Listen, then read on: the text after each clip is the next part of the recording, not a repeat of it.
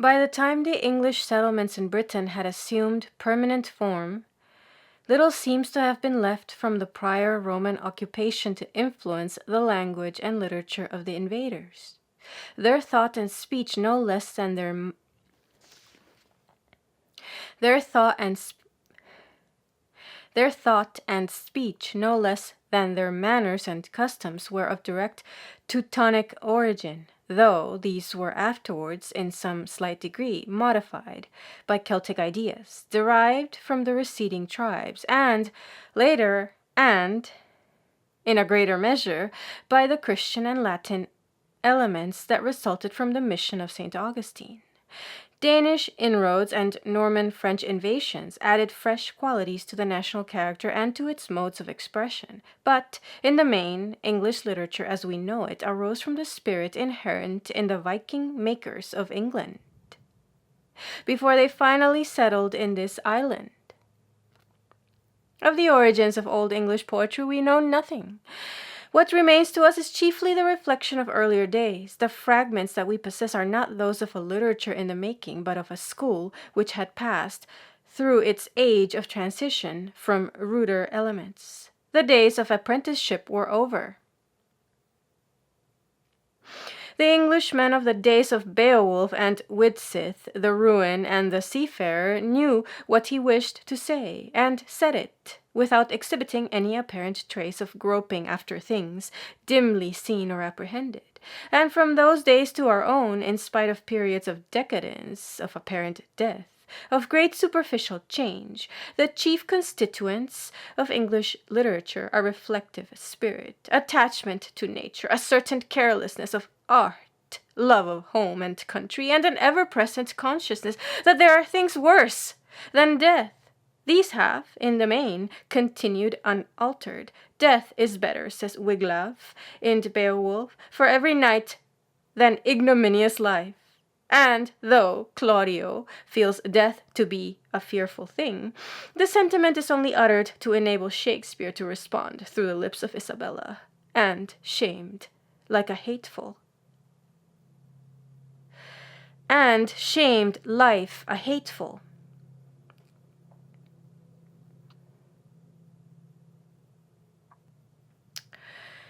And though Claudio feels death to be a fearful thing, the sentiment is only uttered to enable Shakespeare to respond through the lips of Isabella, and shamed life a hate.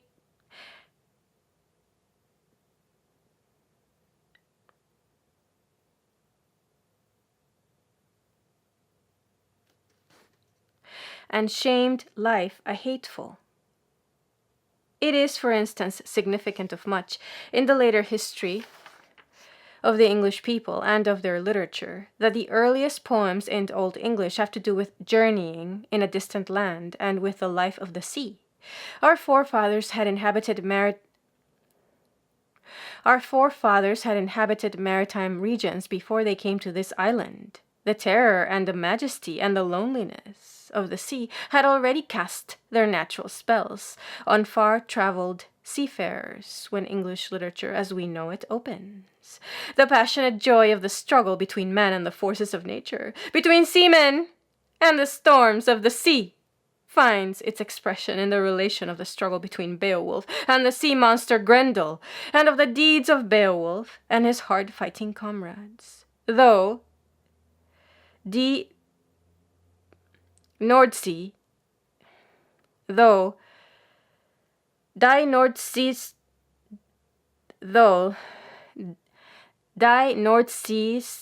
ein Mordsee, love of the sea and of sea things, and a sense of the power of the sea are evident in every page of Beowulf, the note is struck in the very opening of the poem, wherein the passing of the Danish king Skuld Sefing in a golden-bannered ship is told in lines that recall those in which a later poet related the passing of an English king, whose barge was seen to pass on, and go from less to less, and vanish into light. The life of those whose task it was to wander along the ocean paths across the ice-cold northern sea, where feet were fettered by the frost, is described in The Seafarer as a northern fisher of today might describe it.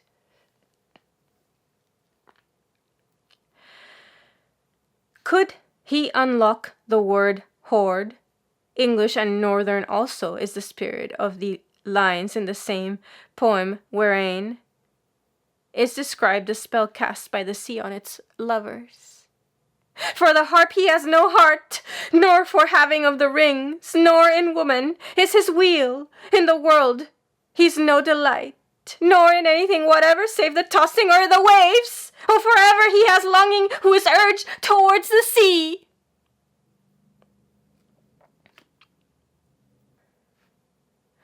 These wanderers are of the same blood as the sea kings and pirates of the old sagas, and their love of nature is love of her wilder and more melancholy aspects. The rough woodland and the stormy sky, the scream of the gannet and the moan of the sea mew find their mirror and echo in Old English literature long before the more placid aspects of nature are noted, for it is not to be forgotten that, as Jusserand says, the sea of our forefathers was not a Mediterranean lake. La mer des Anglo-Saxons n'est pas une Méditerranée lavante de ses flottes bleues, les murs de marbre de villas. C'est la mer du Nord, aux lames glissées, bordées de plagues stériles et de la falaise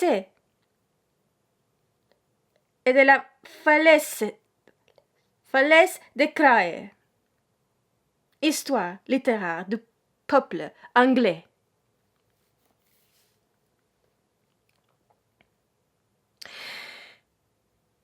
The more placid aspects have their turn later, when the conquerors of the shore had penetrated inland and taken to more pastoral habits, when also the leaven of Christianity had worked.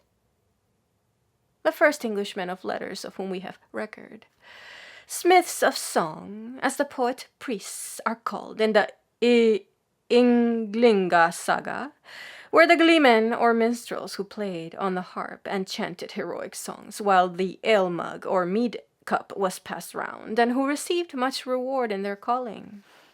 The teller of the tale in Widsith is a typical minstrel of this kind, concerned with the exercise of his art, the scop, a minstrel of high degree usually attached to a court, composed his verses and published them himself. Most probably he was a great plagiarist, a forerunner of later musicians whose adoption of the labors of their predecessors is pardoned for the sake of the improvements made on the original material. The music of skirling, bagpipes, and of the regimental bands of later times are in the direct line of succession from the chanting of tribal lays by bards as warriors rushed to the fight. The chanties of modern sailors stand in the place of the songs of sea rovers as they reveled in the wars of the elements or rested inactive on the lonely seas. And the gift of song was by no means confined to professionals. Often the chieftain himself took up the harp and sang, perhaps a little boastfully, of great deeds. At the other end of the scale we hear of the men whose duty it was to take a turn at the stable work of a monastery, being sad at heart when the harp was passed round and he had no music to give. And the plough lad, when he had drawn his first furrow, revealed both his capacity for song and his nature worship, with faint, if any, traces of Christianity, in lines perhaps among the oldest of our language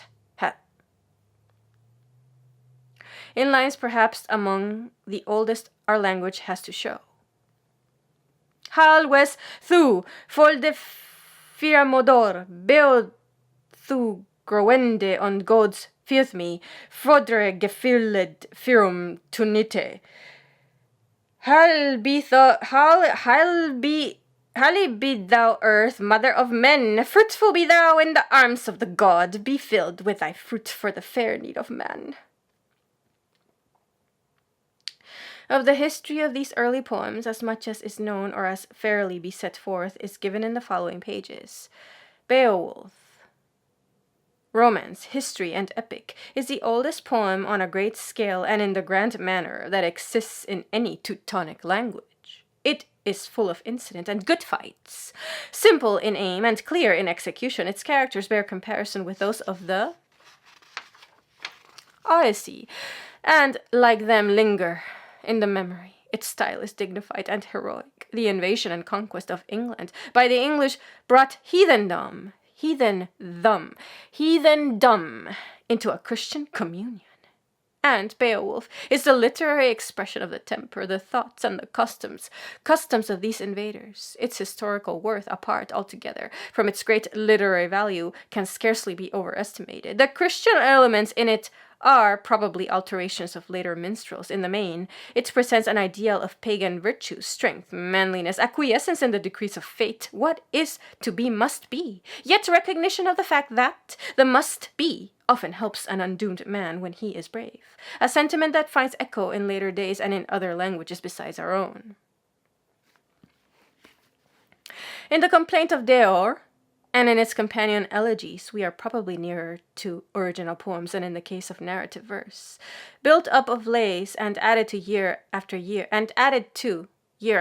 by different hands, and we can ask for little better at the hands of Old English poets. Deor shows us the same spirit of courage in adversity seen in Beowulf, and its philosophical refrain, besides shadowing forth the later adoption of rhyme by reason of a refrain's recurring sound, is that of a man unbowed by fate.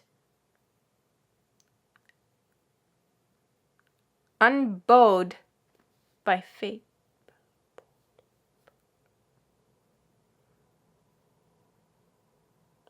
Unbowed by fate.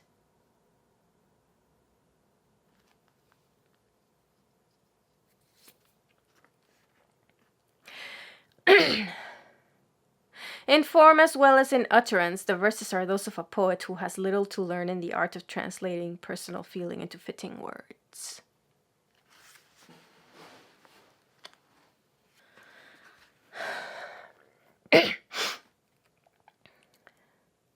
It is a real and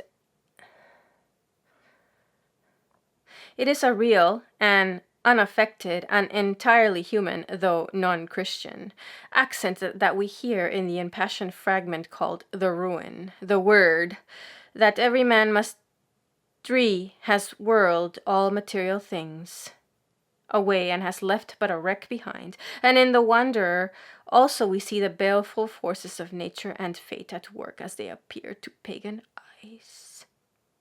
See, the storms are lashing on the stony ramparts, sweeping down, the snowdrift shuts up. See, the storms are lashing on the stony ramparts, sweeping down, the snowdrift shuts up fast the earth. Terror of the winter, when it cometh one.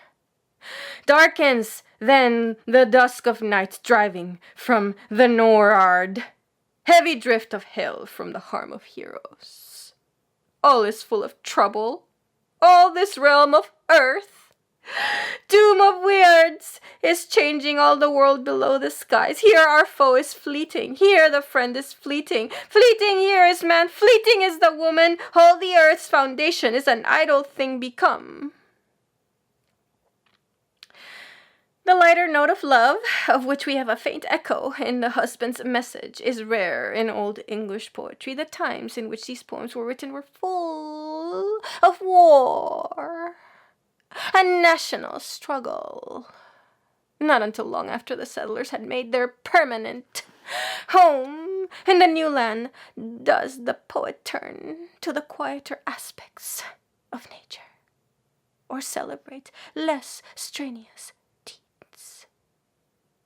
We can only use comparative terms, however, in speaking of the peaceful years. Apart from the civil struggles of the English in their new home, only 200 years elapsed after St. Augustine's conversion of Kent before the Danes began to arrive, and in the centuries that followed, the language of lamentation and woe that Gildas had used in connection with the struggle between Briton and Saxon was echoed in the writings of Alcuin when This farn was burned in the homilies of Wulfstan, and in the pages of the Chronicle. Yet in the years that had passed, England had risen to literary preeminence in Europe. She took kindly to the Latin and Greek culture brought her in the 7th century by the Asian Theodore and the African Hadrian, scholars learned and worldly, as well as in divine lore, who made this island once the nurse of tyrants, the constant home of philosophy. The love of letters had been fostered in the north by English scholars, by Bede's teacher, Benedict, Biscop, foremost of all, who founded the monasteries of Jarrow and Wearmouth, enriched them with books collected by himself, and in his last days prayed his pupils to have a care over his library. Bede's disciple was Egbert of York, the founder of its school and the decorator of its churches, and Alcuin obtained his education in the cloister school of his native city. The 7 liberal arts of the trivium, grammar, logic, rhetoric, and the quadrivium, astronomy, arithmetic, geometry, music, were so ably taught and so admirably assimilated in the monastic schools that when Alcuin forsook York for the palace school of Charles the Great, he appealed for leave to send French lads to bring back flowers of Britain. To tours from the Garden of Paradise in York, a garden described by him in often quoted lines. There came an end to all this when the Danish terror made a waste from the Humber to the Tyne. Northumbria had aided Roman Charles the Great in the service of letters, while the rest of Europe, save Ireland, had little to show, and now men were too busy fighting for home and freedom to think of letters.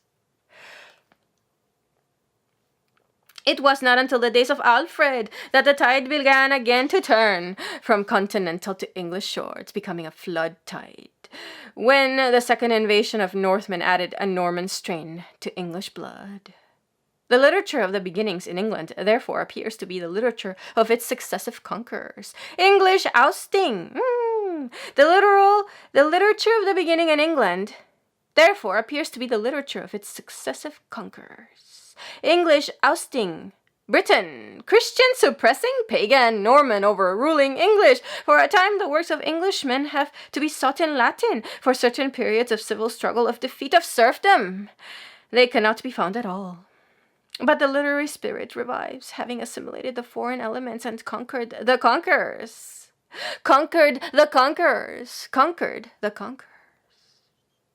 The natural magic of the Celtic mind, the Christian spirit which brought Greece and Rome in its train, and the matter of France, have all three become part of the Englishman's intellectual heritage.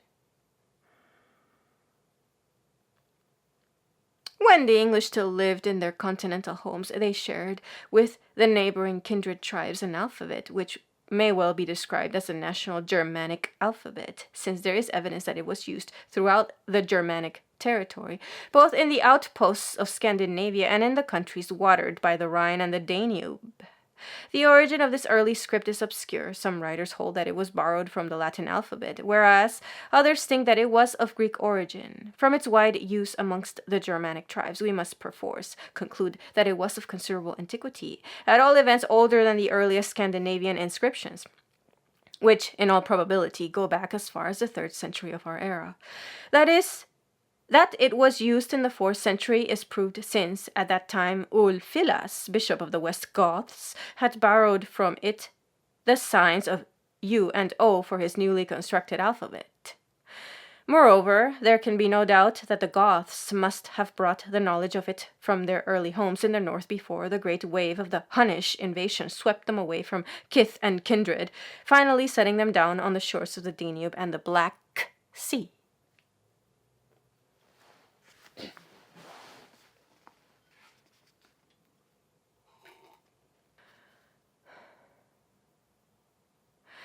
The name of these early Germanic characters seems also to have been the same amongst all the tribes. Its Old English form, run, differs little from the corresponding early German or Scandinavian forms, and the meaning of the word mystery, secret, secret's counsel, seems also widely spread. This word lived on through Middle English times, and a derivative runion appears in Shakespeare as roun or round, or as round or round, a form still retained in the expression to round in one's ear. The separate letters were known as runstafas, and the interpretation of them as raidan, which in modern English still lives on in the expression to read a riddle. The runes were, in all probability, originally carved in wood and sometimes filled in with red paint to make them more distinct. The technical term for this cutting or engraving is, in Old English, ritan, which, in its transferred meaning of to write, has survived to the present day. The wood was fashioned into tablets or staves, as we learn from the well-known lines of Venantius Fortunatus, a writer of the 6th century, who refers to the barbaric rune as being painted on tablets of ash wood or smooth sticks. Such a tablet was originally called bok, a tablet of beechwood, and may be regarded as the ancestor, in a double sense, of the modern word book. Other materials used were metal, principally in the form of weapons, coins, rings, and other ornaments. Household and other implements, drinking horns, were often adorned with runic inscriptions, and runes have also been found on smaller objects of horn and bone. Moreover, in England and Scandinavia, there occur runic inscriptions on stone monuments, and there are also some which have been hewn out of rocks. Parchment seems to have been introduced at a later period, and of the few manuscripts remaining entirely written in runes, none go back further than the 13th century.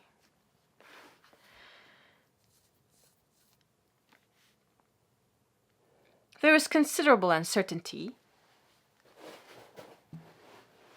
as to the earliest purpose of the runes, whether they were originally used as real characters of writing, or, as the name suggests, as mystical signs, bearers of potent magic. But since the power and force of the spoken word easily pass into the symbol for which it stands, it is not improbable that the latter meaning is secondary.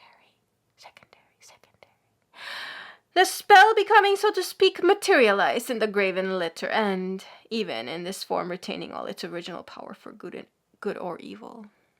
For the earliest Germanic literature abounds in proofs of the magic nature of runes. From the Edda poems down to the latest folk songs of the present day, there is continuous evidence of their mystic influence over mankind. Runes could raise the dead from their graves. They could preserve life or take it. They could heal the sick or bring on lingering disease. They could call forth the soft rain or the violent hailstorm. They could break chains and shackles or bind more closely than bonds or fetters. They could make the warrior invisible and cause his sword to inflict none but mortal wounds. They could produce frenzy and madness or defend from the deceit of a false friend. Their origin was, moreover, believed to be divine, since Odin is represented in the Edda as sacrificing himself in order to learn their use and hidden wisdom. Odin was also the greatest rune master of the ancient Germanic world, and Saxo relates how the god sometimes stooped to use them for purposes of personal revenge. A cold-hearted maiden who rejected his suit he touched with a piece of bark whereon spells were written. This made her mad. But according to Saxo, it was a gentle revenge,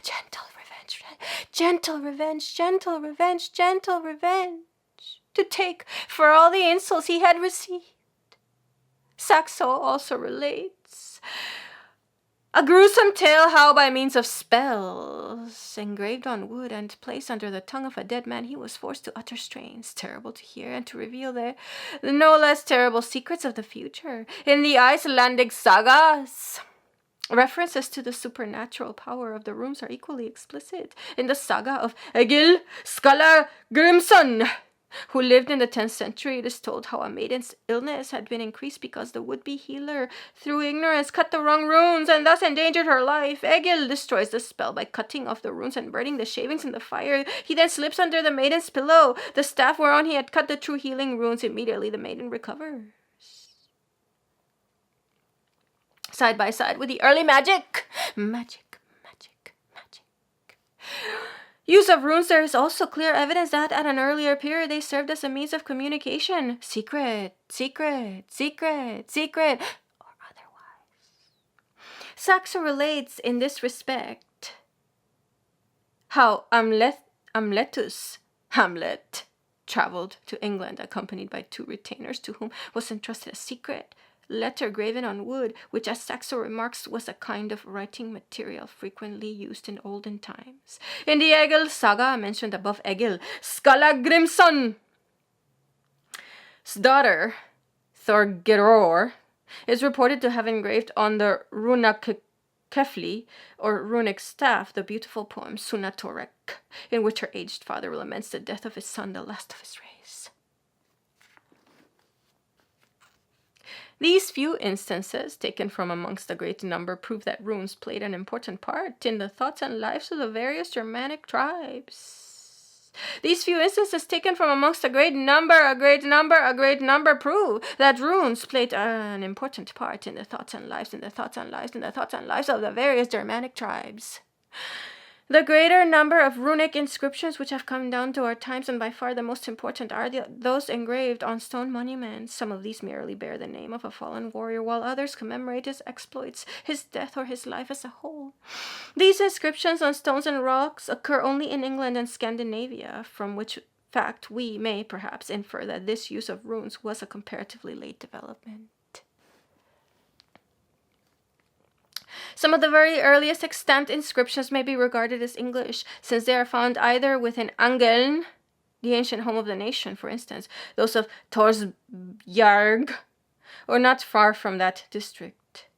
From what has been said, it is clear that the English, on their arrival in this island, must have been conversant with their national alphabet and the various uses thereof. It may be worthwhile to examine somewhat more closely its original form and the changes which it underwent after the migration.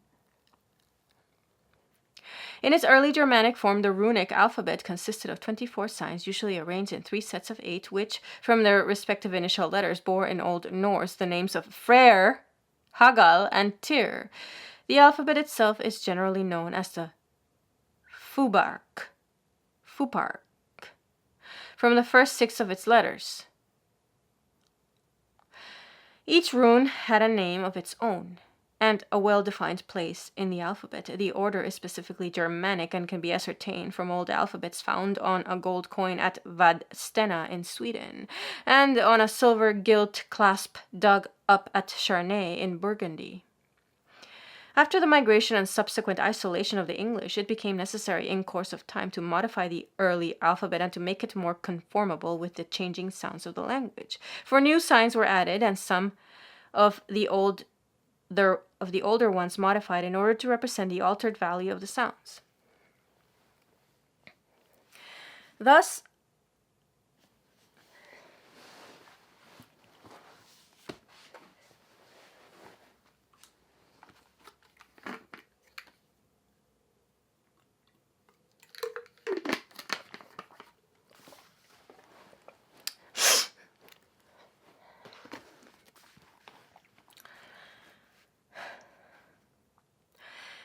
there arose a specifically Old English alphabet of which not less than 3 specimens have been preserved. One of these is on a small sword found in the Thames and now in the British Museum. Another is contained in the Salzburg manuscript 140 of the 10th century, now at Vienna. The third occurs in an Old English runic song. The last 2, moreover, present the names of the runes in their Old English form, apart from the standard English type found in the above-mentioned 3 alphabets. A local Norwegian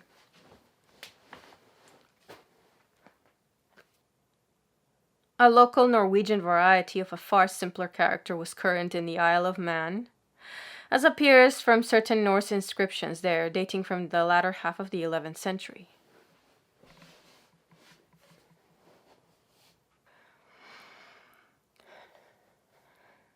It is, however, difficult to determine in what manner and to what extent runes were used by the English settlers, for here the evidence is by no means as abundant and explicit as in the far north.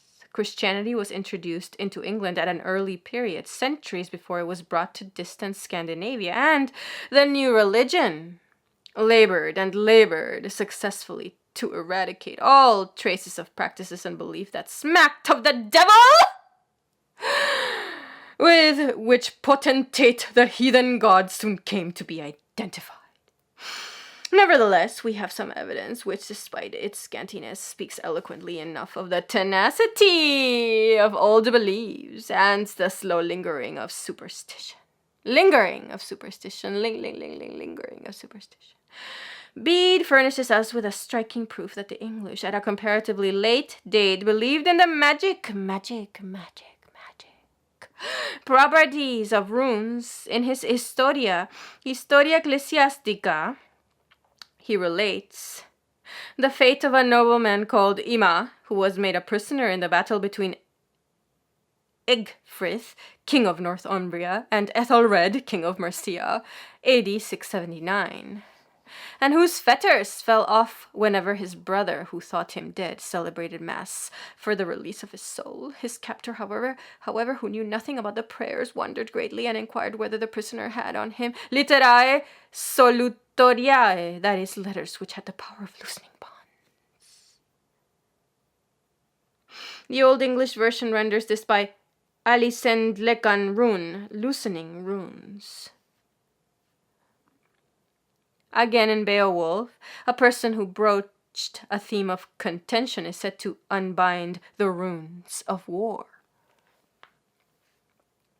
In the poem called Daniel, the mysterious and terrible writing on the wall of Belshazzar's palace is described as a rune. In the dialogue of Solomon and Saturn, there is a curious travesty of an old heathen spell. In treating of the powers and virtues of the Paternoster, the poet gradually inserts all the runes that serve to make up the prayer, each, however, being accompanied by the corresponding Latin capital letter. Thereupon he advises every man to sing the Paternoster before drawing his sword against a hostile band of men, and also to put the fiends to flight by means of God's word, otherwise they will stay his hand when he has to defend his life, and bewitch his weapon by cutting off its fatal letters and death signs.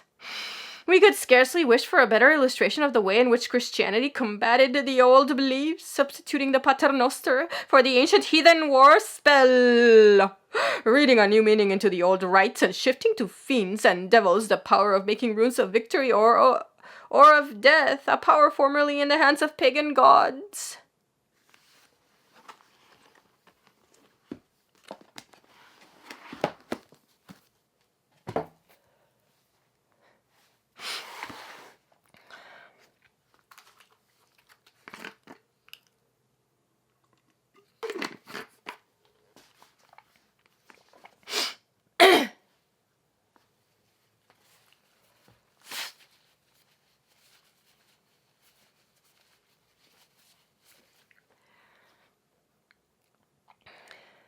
When used as ordinary writing characters without any taint of magic, runes appear to have met with more tolerant treatment.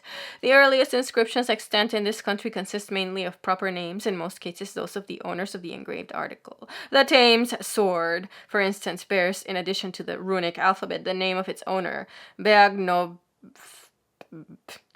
Again, Beowulf is represented as finding in Grendel's cave a sword of ancient workmanship, with rune staves on the hilt giving the name of the warrior for whom the sword had first been made. Similarly, an 8th century ring bears, partly in runic, partly in Roman characters, the legend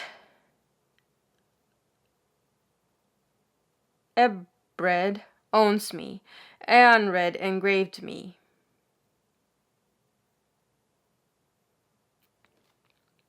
Similarly, an 8th century ring bears, partly in runic, partly in Roman characters, the legend Ebred owns me, Eanred engraved me.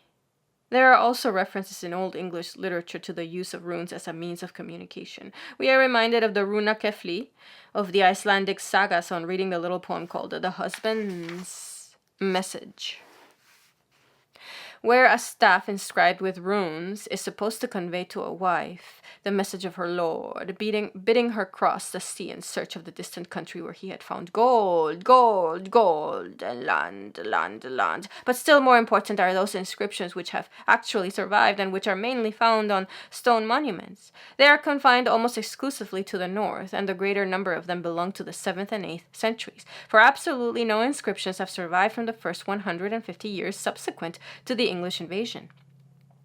These inscriptions are almost all due to Christian influence. Chief among these monuments, so far as English literature is concerned, are the Ruthwell Cross in Dumfriesshire, possibly dating back to the 8th century,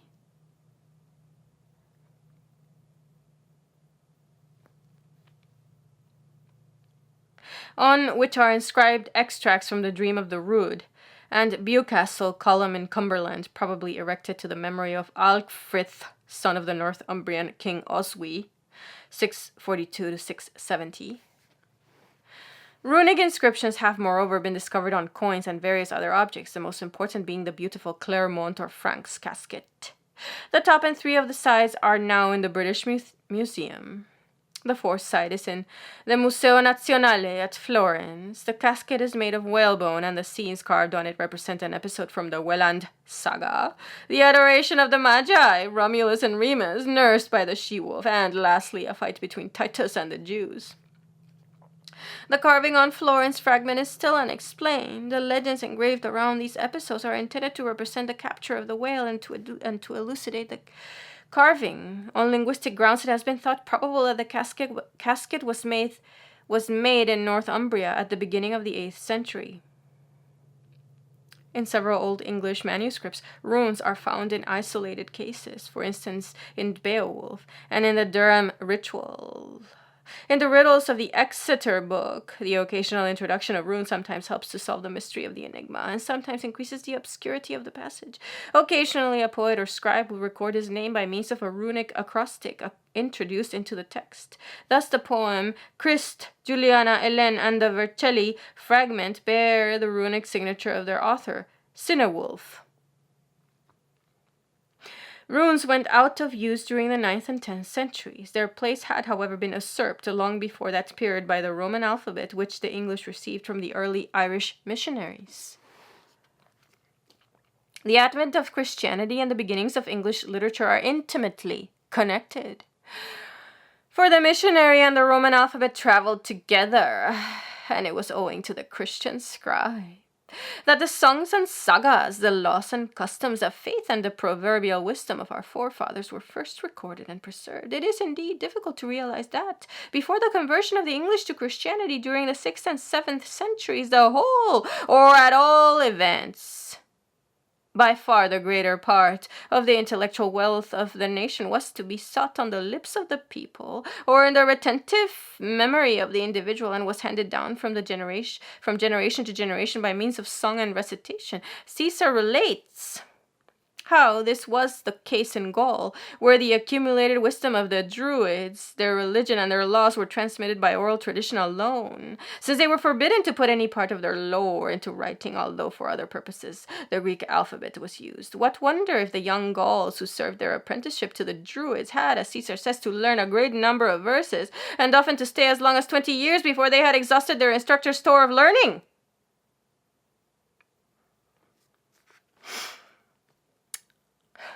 Before entering, however, on the history of the Irish alphabet in England, it may be of interest to note that an even earlier attempt had been made to introduce Roman characters among the English.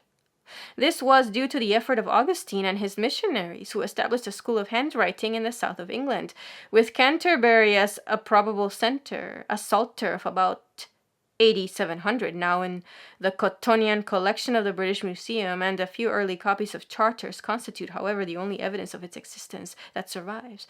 From these we learn that the type of alphabet taught was the Roman rustic capital, Though of a somewhat modified local character, this paucity of records makes it seem likely that the school of the Roman missionaries had but a brief period of existence and wholly failed to influence the native land. Not so, however, with the Irish school of writing in the north. The Irish alphabet was founded on the Roman half-uncial hand, manuscripts of this type having been brought over to Ireland by missionaries, perhaps during the 5th century. Owing to the isolated position of the island and the consequent absence of extraneous influence, a strongly characteristic national hand developed, which ran its uninterrupted course down to the late Middle Ages. This hand was at first round in character and of great clearness, beauty, and precision, but at an early period a modified pointed variety of a minuscule type developed out of it, used for quicker and less ornamental writing. In the 7th century, Northumbria was Christianized by Irish missionaries who founded monasteries and religious settlements throughout the north. What, then, more natural than that these zealous preachers of the word should teach their disciples not only the word itself, but also how to write it down in characters pleasing to the Almighty, and not in rude and uncouth signs, which invade all the power and magic of the heathen gods. Thus it came to pass that the English of the north learned the exquisite penmanship of the Irish and proved themselves such apt pupils that they soon equaled their former masters. In fact, the earliest specimens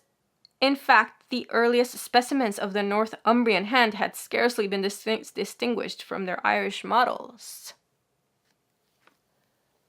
In course of time, moreover, the English threw off the conventions and restraints which fettered the Irish hand and developed a truly national hand which spread throughout England and which, in grace of outline and correctness of stroke, even surpassed its prototype. As might have been expected, the English adopted both the round and pointed varieties of their Irish teachers. One of the earliest and most beautiful examples of the former is the Book of Durham, or the Lindisfarne Gospels, written about AD 700 by Edsfrith, Bishop of Lindisfarne, and as a specimen of the latter may be mentioned a fine copy of Bede's Ecclesiastical History in the University Library of Cambridge, written not long after 730, which possesses an additional interest as preserving one of the earliest pieces of poetry in the English language, the Hymn of Caedmon. In the original Northumbrian dialect, the pointed hand branched off into a number of local varieties and was extensively used down to the 10th century, when it became influenced by the French or Carolingian minuscule. Towards the end of the century, all Latin manuscripts were, as a matter of fact, written in foreign characters, whereas the English hand came to be exclusively used for writing in the vernacular. For instance, a Latin charter would have the body of the text in the French minuscule, but the English descriptions or boundaries of the property to be conveyed would be written in the native hand. After the conquest, the native hand gradually disappeared, the only traces left being the adoption by the foreign alphabets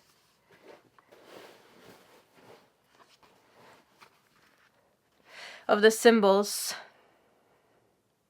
to express the peculiarly English sounds for which they stood. The rune P, however, fell into disuse about the beginning of the 14th century, its place having been taken by U, U, V, V, or W, while TH occurs occasionally as late as the end of the same century. Of far superior vitality were the former bearing a charmed life throughout Middle English times, though in the 15th century and later often appeared in the degenerated form of Y, while was retained in order to represent spirant sounds, afterwards denoted by Y or GH. During the late 12th, 13th, and 14th centuries, the history of English handwriting was practically that of the various Latin hands of the French school. The 15th century finally witnessed the dissolution of the medieval book hand of the minuscule type, the many varieties of it being apparent in the types used by the early printers. The legal or charter hand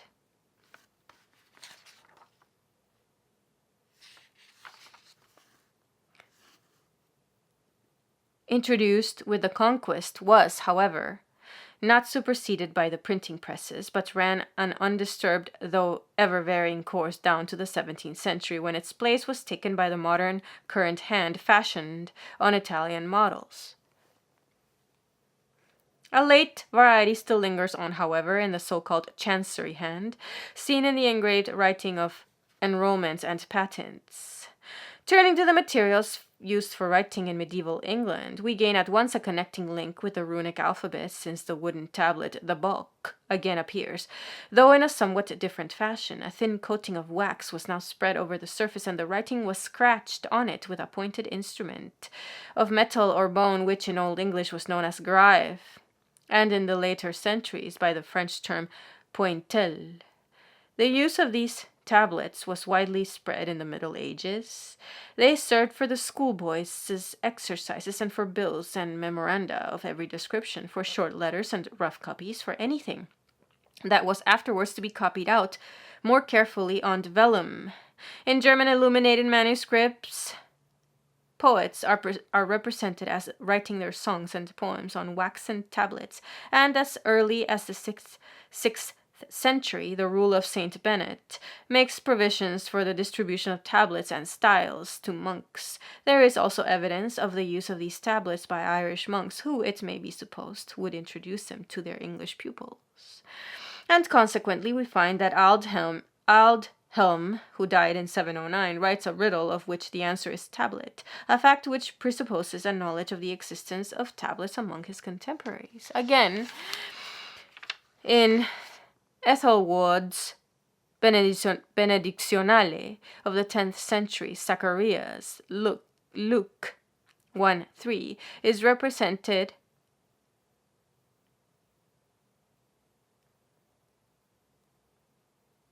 Luke I3 is represented as writing on a waxen tablet. In the 12th century, we learn concerning Anselm, Archbishop of Canterbury, 1109, that he was in the habit of making the first sketch of his works on waxen tablets. And in the Canterbury Tales, Chaucer relates how the summoner's fellow had a pair of tables all of ivory, and a pointel ye polished fetishly.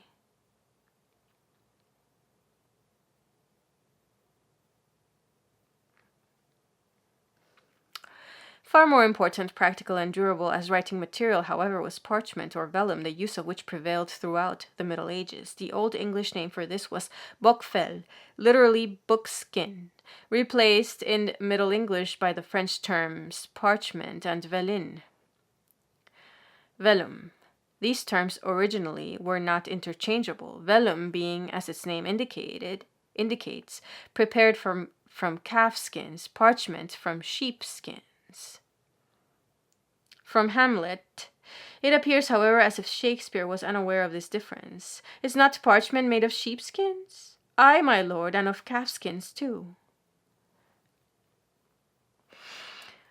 At first, the evidence goes to show that monasteries had to prepare their own parchment, either by the help of the monks themselves or of laymen engaged for the purpose. Later, however, the parchment makers took their place as ordinary craftsmen and supplied religious and other houses with the necessary material. Thus, we find that in the year 1300, Eli bought 5 dozen parchments and as many vellums, and about half a century later no less than 70 and 30 dozen respectively, in order to supply the want of writing material for a few years only.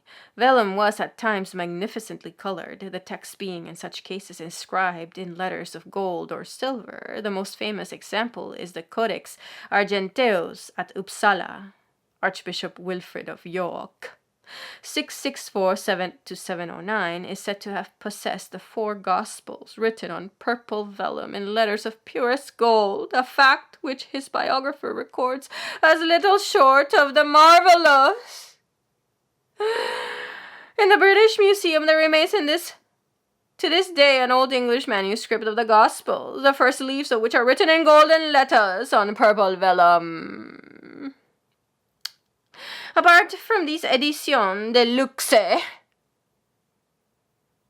which naturally must have been of enormous cost, naturally, ordinary working parchment was a very expensive writing material, and it is small wonder if, on that account, it gradually had to give way before a new and less costly material. It appears that from times immemorial the manufacture of paper from linen, rags, and hemp was known to the Chinese, who apparently taught their art to the Arabs, since paper was exported by that nation at an early date. In the 12th century, paper was known in Spain and Italy, and thence it spread slowly northwards, though it did not come into more general use until the 14th century. In the 15th century, paper manuscripts were very frequent in England, as can be assumed from the great number still remaining in public and private libraries. For writing both on parchment and on paper, the quill was used, known in Old English times as in Middle English by the French term pen. The existence of the quill as an implement of writing is proved by one of the oldest Irish manuscripts, where St. John the Evangelist is represented holding a quill in his hand. Again, Aldhelm has a riddle on penna, in the same way as he had one on the tablet. Other necessary implements for writing and preparing a manuscript were a lead for ruling margins and lines, a ruler, and a pair of compasses, scissors, a puncher and awl, a scraping knife, and last but not least, ink, which was usually kept in a horn, either held in the hand by the scribe, or placed in a specially provided hole in his desk.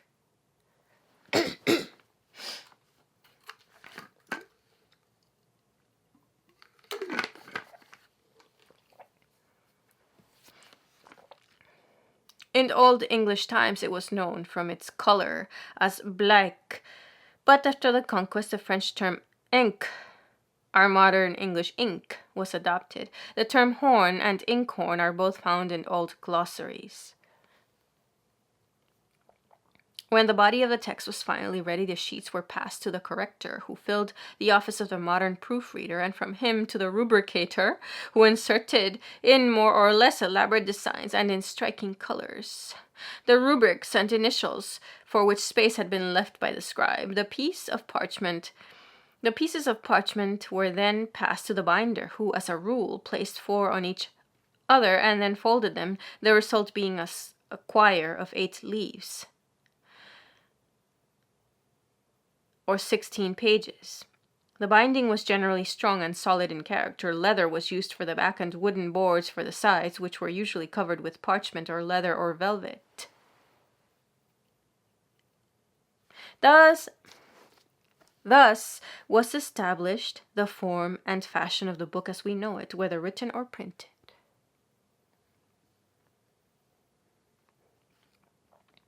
Beside the book form, parchment was also made into rolls, which were specially used for chronological writings and deeds of various kinds. Cf. the term Master of the Rolls. Compare the term Master of the Rolls. The men who wrote both roll and book, and to those The men who wrote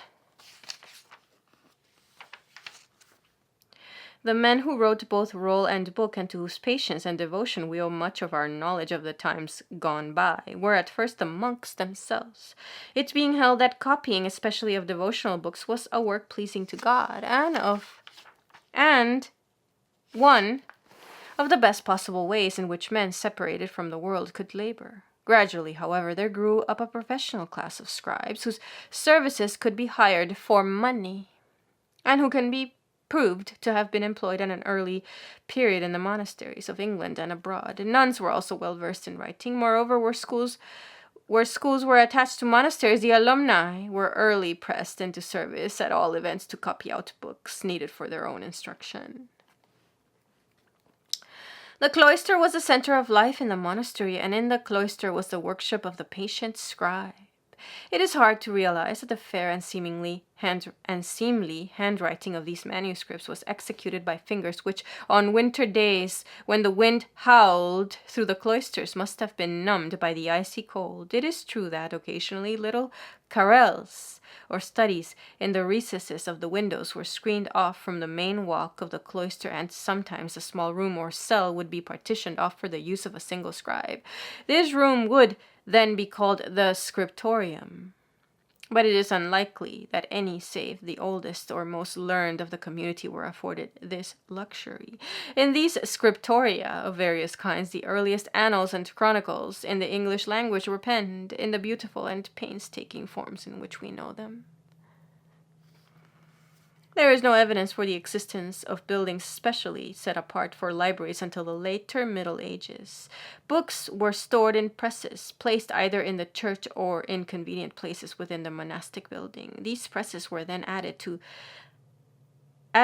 as need arose, or perhaps a small room was set apart for the better preserving of the precious volumes.